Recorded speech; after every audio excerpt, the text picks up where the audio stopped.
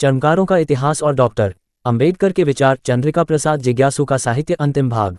जिज्ञासु के अनुसार कुछ सुधारवादी हिंदू संगठनों ने चमारों को सूर्यवंशी चमवर क्षत्रिय बताने का प्रयास किया था। यह इसी तरह का प्रयास था जिस तरह का आर्य समाज ने मेहतर समुदाय को रामायण के रचनाकार कवि वाल्मीकि से जोड़कर वाल्मीकि बना दिया।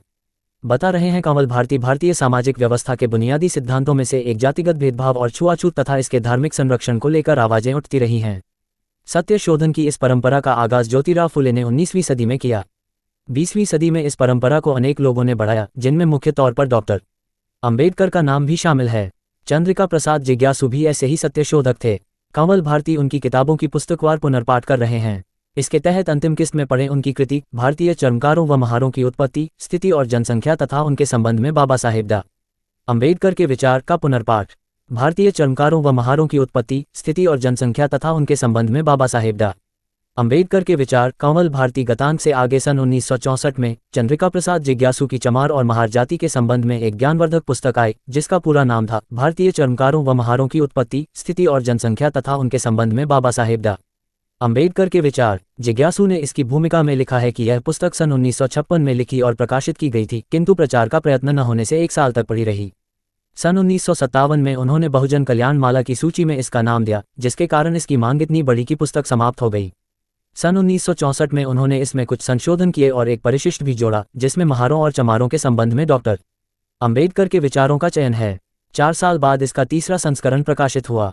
प्रस्तुत आलोचना सन 1968 में प्रकाशित इसी तीसरे संस्करण पर आधारित है। जिज्ञासु ने भूमिका के अंत में लिखा है, हमारे विचार में ये छोटी सी पुस्तक पाठकों को पौराणिक गपोड़ों के काल्पनिक ब्रह्मजाल से छुटकारा दिलाकर यथार्थवादी दृष्टि प्रदान करेगी, जिससे वे अपने भूत, वर्तमान और भविष्य को सही दृष्टि से देखेंगे और अपना कल्याण मार्ग स्वयं खोजेंगे। इससे सहज ही अंदाजा लगाया जा सकता है कि जिज्ञासु ने इसके लेखन में वैज्ञानिक दृष्टिकोण अपनाया है और आज से 66 साल पहले इस पुस्तक ने निश्चित रूप से महार और चमार आदि दलित जातियों में स्वाभिमान और जातीय गौरव भरा होगा। इस किताब में आरंभ में पंजाब के तत्कालीन विधायक चौधरी चांदराम का अभिमत दिया गया है, जिसमें उन्होंने लिखा है कि चंद्रिका प्रसाद जिज्ञासु ने इस पुस्तक को लिखकर दलित समाज के इस अंग पर भारी एहसान किया है। दलित और पिछड़ी जातियों के पूर्वजों तथा उनकी स्थिति का अन्वेषण करने की आज अत्यंत आवश्यकता है और उसे पूरा करने के लिए श्री जिज्ञासु जी सच्चाई से सप्रेम जो कर रहे हैं वह अति सराहनीय है। किताब में विषय सूची नहीं दी गई है और न ही यह अध्यायों में विभक्त है। जिज्ञासु ने सृष्टि विज्ञानियों के मत से चर्मकारों की उत्पत्ति कैसे हुई, सीधे इसी प्रश्न से किताब आरंभ की है। इस मत के अनुसार जिज्ञासु ने लिखा है, पहले मनुष्य ने शिकारी पशुओं द्वारा मारे हुए शिकारों का पड़ा मिला कच्चा गोश्त खाया, पीछे वह खुद शिकार करने लगा और अग्नि का ज्ञान होने पर मांस को आग में भूनकर खाने लगा। शिकारी होने के साथ मनुष्य को गिरोह बंद कर रहने की भी जरूरत हुई, क्योंकि पशुओं का शिकार अकेले न हो सकता था। किंतु रोज शिकार न मिलने से मनुष्य पशुओं को जिंदा पकड़कर बांधने और पालने लगा। इस तरह वह पशुपालक बना। इस मत के अनुसार उस समय मनुष्य तन ढकने के लिए पेड़ों के पत्तों और छालों का प्रयोग करते थे तथा शिकार किए गए पशुओं का मांस खाने के बाद खालें फेंक दी जाती थीं। किंतु कुछ बुद्धिमान मनुष्य उन खालों को साफ करके और उन्हें नर्म बनाकर बांटने लगे। इन खालों से स्त्री पुरुषों की लज्जा का निवारण हुआ, शीत आदि से बच्चों की रक्षा हुई। यही लोग आगे चलकर चर्मकार या खालपा कहलाए और जिज्ञासु के अनुसार भारतीय चर्मकार भी उन्हीं आदिम मानव सेवकों की संतान हैं। भारतीय चर्मकारों व महारों की उत्पत्ति, स्थिति और जनसंख्या तथा उनके संबंध में बाबा साहेब डॉ. अंबेडकर के विचार। पृष्ठ 3-4। आगे जिज्ञासु ने इस महत्वपूर्ण प्रश्न पर चर्चा की है कि क्या आर्यों में चर्मकार या खालपा नाम की कोई पृथक जाति थी। वे जवाब देते हैं कि नहीं थी। आर्य जाति में वे जवाब देते हैं कि नहीं थी। आर्य जाति में अग्निकुंड के आगे पशु वध का कार्य आर्य पुरोहित करता और खालें तुरंत उधेड़कर स्वयं ले लेता था और मांस हवन और पकाने खाने के काम में आता था। उन्होंने रामचरितमानस के अरण्य कांड से एक उदाहरण दिया है, जिसमें सोने का मृग देखकर सीता अपने पति राम से उसे मारकर उसका चमड़ा लाने के लिए कहती हैं। जिज्ञासु लिखते हैं कि उस घोर वन में किसी खालपा या चमार के द्वारा खाल कमाने की कल्पना नहीं की जा सकती। अगर श्री रामचंद्र जी मृग की खाल लेकर आते तो सीता जी ही उसे साफ और नरम करने का काम करती। जिज्ञासु लिखते हैं कि आर्यों में यही रिवाज था कि बलि के लिए वध किए गए पशुओं की उधड़ी हुई खाल को आर्य पुरोहितानियां ही साफ करके व्यवहार में लाती थीं और शिकार में मारे गए पशु की खाल क्षत्रिय खुद उधेड़ता था और क्षत्रानियां उसे साफ करती थीं। वही पृष्ठ 5। बाद में आर्यों ने खालों को साफ करने का काम क्यों छोड़ा। जिज्ञासु ने इसके 3 कारण बताए हैं। एक तो वह काम कड़ा और गंदा था, विजेता आर्यों के लिए उसका करना शोभनीय न था। दूसरे, भारतीय चर्मकार इस कला में प्रवीण था, जैसा चमड़ा बना देता था वैसा आर्य ब्राह्मण क्षत्रिय बना न सकते थे। तीसरे, विजित, दुर्बल और असहाय समझकर यह कठिन काम भारतीय चर्मकार से मुफ्त, बेगार में या नामात्र मुआवजा देकर कराया जाने लगा। वही पृष्ठ 6। इसके बाद जिज्ञासु ने हिंदू धर्मशास्त्रों में चर्मकारों की स्थिति का वर्णन किया है। उनके अनुसार हिंदू धर्मशास्त्रों में चर्मकारों को वर्णसंकर लिखा है, वह भी एक नहीं डबल वर्णसंकर। मनुस्मृति के अनुसार ब्राह्मण से वैश्य स्त्री में निषाद पैदा होता है और निषाद से कारावर करवल स्त्री में चर्मकार पैदा होता है। लेकिन जो श्लोक जिज्ञासु ने उद्धृत किया है उसमें ब्राह्मण का उल्लेख नहीं है। वह पूरा श्लोक इस प्रकार है, कारावरो निषादात्तु चर्मकारः प्रसूते वैदेहिकादंत में दो बहिग्रोम प्रतिश्रियो। इसका अर्थ पम ज्वाला प्रसाद चतुर्वेदी ने इस प्रकार किया है, निषाद जाति से वैदेह पत्नी में उत्पन्न पुत्र कारावर नाम की चमार जाति उत्पन्न होती है और वैदेह जाति से सैरिंद्र, मैत्रेय, मार्गव या दास पत्नियों में अंध्र और मेद क्रम से उत्पन्न होते हैं। ये ग्राम से बाहर घर बनाकर रहते हैं। चंद्रिका प्रसाद जिज्ञासु व उनकी पुनर्पाठित पुस्तक का शीर्षक पृष्ठ ब्राह्मण का उल्लेख याज्ञवल्क्य 1/53 और मनुस्मृति 10/11 में आया है, जिसमें जिज्ञासु के अनुसार सूत नामक एक प्रतिलोम वर्णसंकर का नाम लिखा है, जो क्षत्रिय के वीर्य से ब्राह्मणी कन्या में पैदा हुआ। इस सूत से महर्षि उशनी के लेखानुसार ब्राह्मण की लड़की में वेनुक अर्थात बंसफोड़ या भंगी पैदा हुआ और क्षत्रिय की लड़की से चमार पैदा हुआ। इस प्रकार चमार और बंसफोड़ का पिता एक ही सूत वर्णसंकर है, सिर्फ माताएं अलग अलग हैं। वही पृष्ठ 7 जिज्ञासु के अनुसार कुछ सुधारवादी हिंदू संगठनों ने चमारों को सूर्यवंशी चमवर क्षत्रिय बताने का प्रयास किया था। यह इसी तरह का प्रयास था जिस तरह का आर्य समाज ने मेहतर समुदाय को रामायण के रचनाकार कवि वाल्मीकि से जोड़कर वाल्मीकि बना दिया। जिज्ञासु के अनुसार चमारों को क्षत्रिय बनाने का काम भी आर्य समाजियों ने किया। उन्होंने लिखा है, किसी आर्य समाजी विद्वान ने जिसने अपना नाम छिपा दिया है, एक चमवर पुराण नाम की पुस्तिका लिखकर उसे श्री बाबा गोविंददास जी श्री 108 महात्मा रविदास मंदिर अयोध्या जी के नाम से प्रकाशित कराया है। इस पुस्तिका में पहले महाभारत अनुशासन पर्व अध्याय 35 के सुप्रसिद्ध 17-18 श्लोकों को उद्धृत करके चमवर क्षत्रिय की मिथ्या स्थापना की गई। जिज्ञासु के अनुसार वह श्लोक और उसका अर्थ इस प्रकार है, जिसमें चौरा और ब्राह्मणानामर्शनाथ पाठांतर हैं, मेकला द्रविड़ा लाटा पोंड्रा को वशिरिज्ञ तथा शैंडिका दर्दा दरवाश 14 शबर बरवरा केराता यवंशचैव तास्ता क्षत्रिय जातय वृषत्वम गता लोकय ब्राह्मणानाम दर्शनात्। अर्थ मेकल द्रविड़ लाट पौंड्र कोनवशिर शौंडिक दरद दर्भ चोड अथवा चौर शबर बर्बर किरात और यवन ये सब क्षत्रिय जाति के थे, किंतु ब्राह्मणों का दर्शन न मिलने अथवा ब्राह्मणों के कोप के कारण संसार में वे सब शूद्र हो गए। वही पृष्ठ 8-9 जिज्ञासु ने इन श्लोकों का विश्लेषण करते हुए लिखा है कि चमवर पुराण के लेखक ने चोड या चौर शब्द को चमवर बनाकर और एक निराधार काल्पनिक कथा गढ़कर चमारों को सूर्यवंशी चमवर क्षत्रिय बताने का काम किया है। जिज्ञासु लिखते हैं, महर्षि दयानंद के सत्य का ग्रहण और असत्य का त्याग नियतम की टोंक तोड़ते हुए महाशय जी ने त्रिकालदर्शी ऋषियों की तरह लिखा है। नियतम की टोंक तोड़ते हुए महाशय जी ने त्रिकालदर्शी ऋषियों की तरह लिखा है कि सतयुग के आदि से 2,56,97,000 वर्ष भूमंडल पर चंवर वंश का राज्य रहा। इस वंश के प्रथम राजा चंवरसेन थे और अंतिम राजा चामुंडराय। चामुंडराय अंत में चामुंड ऋषि हो गए और 179 वर्ष तक विष्णु की आराधना व तपस्या की, लेकिन अंत में विष्णु ने उन्हें शाप दिया कि आज से तेरा वंश इस पृथ्वी से सदैव के लिए नष्ट हो और आज के पश्चात तेरे वंश वाले चमार कहलावें। तेरे वंशज शूद्रों में भी नीच समझे जावें और तेरी संतान नीच से नीच कर्मों को करे और सर्वदा पत्थर वृक्ष भूरे इत्यादि जड़ पदार्थों को पूजती हुई स्वयं जड़तुल्य हो जाए। वही पृष्ठ 8-9 जिज्ञासु के अनुसार चमवर पुराण के लेखक ने अंत में लिखा है कि अगर चमार आर्य समाजी बनकर स्वामी दयानंद सरस्वती और वेदों के भक्त बन जाएं, तो विष्णु के शाप से उनका उत्तर हो सकता है। वास्तव में चमवर पुराण लिखने वाले का लक्ष्य भी चमारों को वेद भक्त बनाने का था। ऐसे ही एक आर्य समाजी पंडित अमीचंद शर्मा ने 1920 के दशक में मेहतर समुदाय को रामायण के रचयिता आदिकवि वाल्मीकि से जोड़ने के लिए वाल्मीकि प्रकाश की रचना की थी। दुर्भाग्य से मेहतर समुदाय तो आर्य समाज के जाल में फंस गया, किंतु चमार समुदाय उनके जाल में नहीं फंसा। चमवर पुराण की सारी कहानी जिज्ञासु की दृष्टि में काल्पनिक, निराधार और नितांत मिथ्या है। किसी जाति का जन्म किसी के शाप से या प्रतिलोम वर्णसंकर से होना अपने आप में ही हास्यास्पद सिद्धांत है। जिज्ञासु ने ब्राह्मणों के इस दुष्प्रचार का भी खंडन किया है कि चमार कश्यप गोत्र के हैं। उन्होंने रोहतक निवासी गोगनाराम लोमोड़ की सूचना के हवाले से लिखा है कि पंजाब में चमारों के घर ब्याह, मृतक तर्पण आदि कर्म कराने के लिए जो ब्राह्मण पुरोहित आते हैं वे चमारों को कश्यप गोत्र कहते हैं। किंतु जिज्ञासु कहते हैं कि ब्राह्मणी विधान के अनुसार कश्यप गोत्र चमारों का ही नहीं, सभी अरे गहरे पचकल्यानियों अर्थात भारत की समस्त वर्णसंकर शूद्र और अछूत कही गई भारत की आदिनिवासिनी जातियों का गोत्र गढ़ा गया है। उनके अनुसार आर्यवंशीय ब्राह्मण क्षत्रिय आदि का कश्यप गोत्र होता ही नहीं। उनके गोत्र वशिष्ठ, भारद्वाज, अंगिरा, अत्रि, मरीचि, कात्यायन, शांडिल्य, पाराशर इत्यादि होते हैं। इस संबंध में जिज्ञासु बड़े माके की बात कहते हैं कि किसी को कश्यप गोत्र कहना ही इस बात का सबूत है कि सनातनी ब्राह्मण भारतीय चर्मकारों को आर्यवंशीय नहीं मानते। वही पृष्ठ 11-12 हिंदू समाज में चमार एक अछूत जाति है। उसके माथे पर अछूतपन के कलंक को न मुस्लिम शासन मिटा सका और न अंग्रेजी राज्य। जिज्ञासु का मत है कि मुस्लिम शासन में भी चर्मकारों के साथ अच्छा व्यवहार नहीं हुआ। उन्होंने लिखा कि हालांकि मुस्लिम धर्म में चमड़ा नापाक नहीं है, इसलिए मुसलमानों को चमड़े के डोल, मशक या जूता आदि बनाने वाले चमार से धार्मिक रूप से कोई परहेज न था। किंतु उनका मत है कि मुस्लिम अमलदारी में भारतीय चर्मकारों की दशा बहैसियत चमार नहीं सुधरी, वह उसी नरक में पड़ा रहा जिसमें आर्य व्यवस्थापकों ने उसे धकेला था।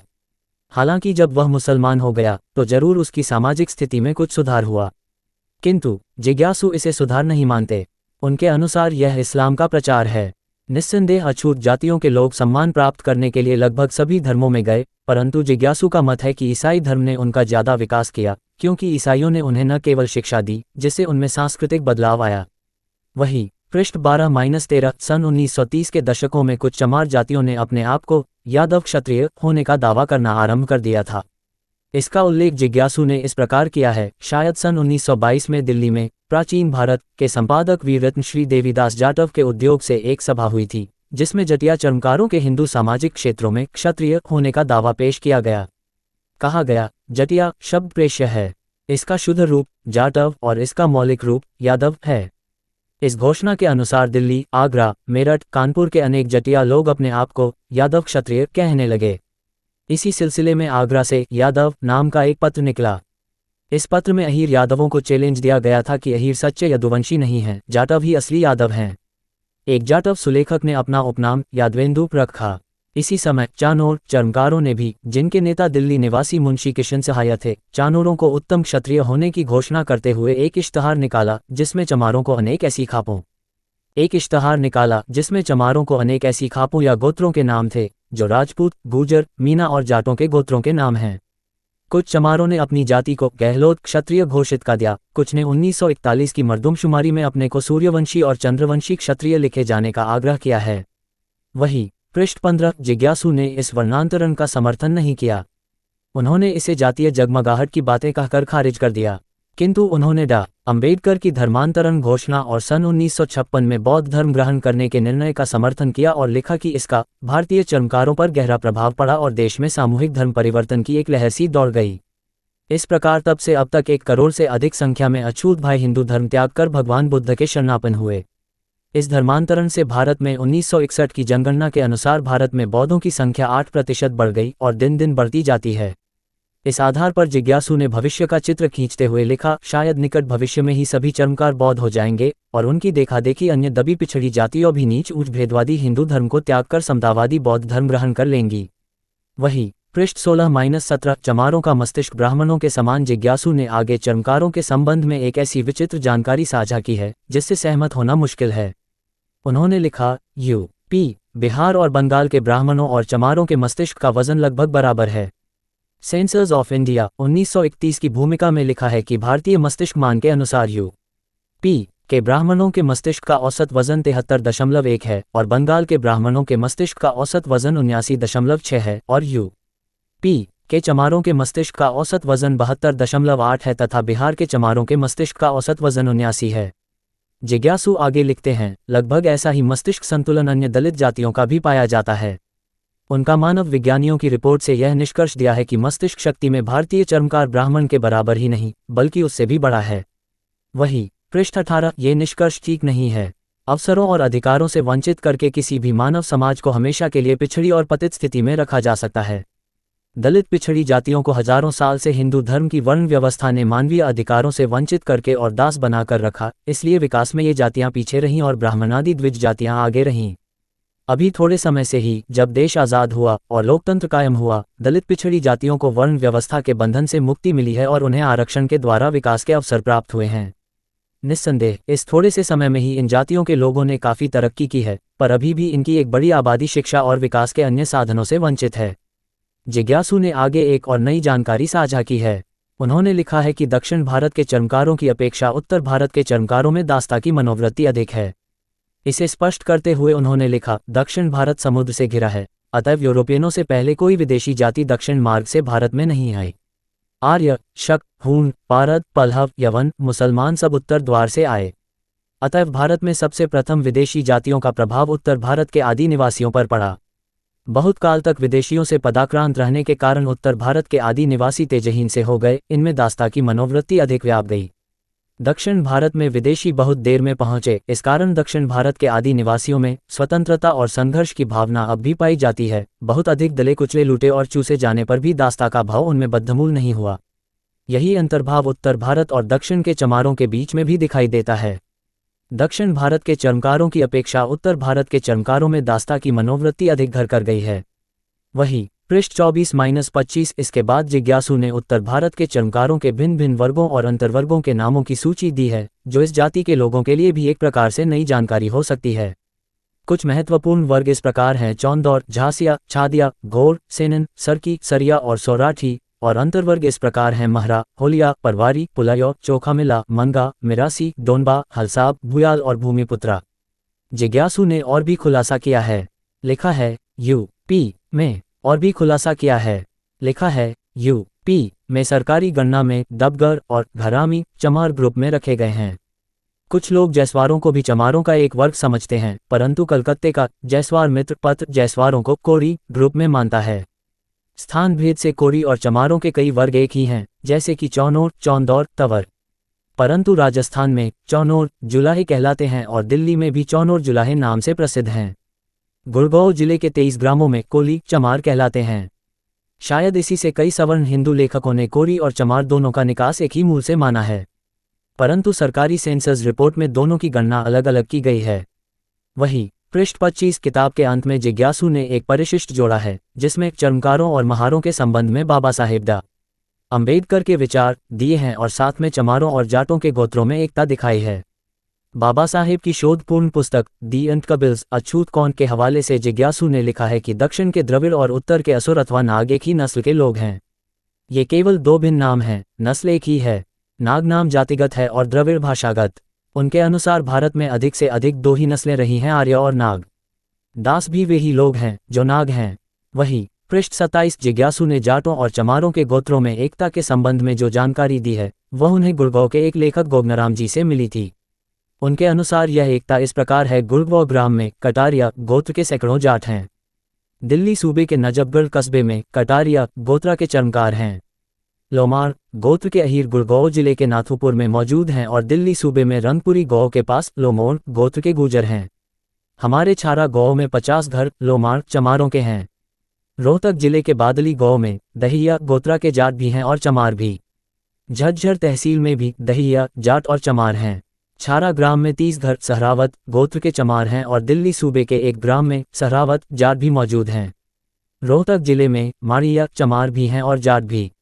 हुड्डा गोत्र के जाट भी हैं और चमार भी। सोमहरिया गोत्र के जारट भी हैं और चमार भी। तवर गोत्र के चमार भी हैं, खटिक भी हैं और कोली भी। इसी तरह गोठवाल गोत्र के चमार और खटिक दोनों हैं। चौहान गोत्र के चमार, राजपूत और जाट तीनों हैं। जालंधर जिले और दिल्ली के रमतसिया चमारों में अहीर गोत्र है। ज्ञात हुआ है कि सिख जाटों में भी अहीर गोत्र है। नूनीवाल गोत्र के अहीर सिरोल ग्राम में हैं और नूनीवाल चमारों के घर छावनी गुड़गांव में हैं। रोहतक जिले में गहलोत जाट भी हैं और गहलोत चमार भी हैं। गुड़गांव जिले के महेंद्रगढ़ में डोनकवाल गोत्र के जाट भी हैं और चमार भी हैं। झारसा ग्राम में बड़गूजा गोत्र के जाट हैं और घासेड़ा ग्राम में बड़गूजा चमार हैं। तहसील रिवाड़ी में गोठवाल गोत्र के अहीर और चमार दोनों हैं। जिज्ञासु लिखते हैं कि यदि पता लगाया जाए तो सैकड़ों गोत्र ऐसे मिल सकते हैं जो चमारों में भी मौजूद हैं और जाटों, अहीरों एवं अन्य राजपूत, गुर्जर, खजिक और कोली जाति में भी। वही पृष्ठ 29-30 चमार जाति के संबंध में इतनी विशद जानकारी को देखते हुए ये कहना कदाचित गलत न होगा कि जिज्ञासु की यह छोटी सी पुस्तक 1960 के दशक में चमार जाति के पाठकों के लिए विचारोत्तेजक रही होगी, बल्कि आज भी प्रासंगिक है। सूचना सिर्फ मान्यताओं और जानकारियों पर आधारित है। यहाँ ये बताना जरूरी है कि यह मेरा वीडियो किसी भी तरह की मान्यता, जानकारी की पुष्टि नहीं करता है। किसी भी जानकारी या मान्यता को अमल में लाने से पहले संबंधित विशेषज्ञ से सलाह लें। धन्यवाद।